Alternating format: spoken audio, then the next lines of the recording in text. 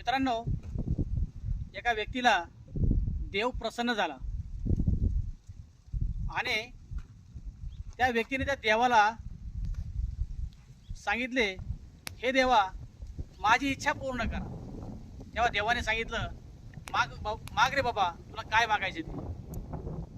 तेव्हा त्या व्यक्तीने सांगितले, मला एक गाडी दे.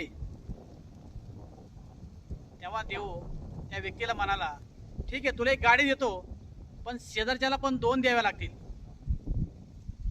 देवाला काय संबंध, कशासाठी? मग देवा, मला बंगला दे. तेव्हा देव पुन्हा म्हणाला, तुला बंगला देईन, पण शेजारच्यांना 2 द्यावे लागतील. तो व्यक्ती मला काय संबंध, कशासाठी द्यायचं? त्यावेळेस तो व्यक्ती म्हणला, थांब देवा, गडबड करू नका, मला जरा विचार करू द्या. आणि त्याने विचार करून उत्तर द्यायचं ठरवलं. तब्बल 8 दिवस त्याने विचार केला आणि देवाला पुन्हा मागितलं, हे देवा, मला गाडी नको, मला बंगला पण नको. एक काम कर देवा, माझा एक डोळाच घालव.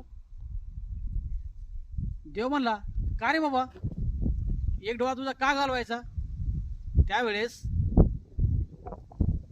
तो व्यक्ती म्हणाला, जसं तुम्ही माझा एक डोळा जर घालवायचा असेल तर शेजारच्यांचे दोन्ही पण घालू शकाल, म्हणून माझा एक डोळा घालवायचा.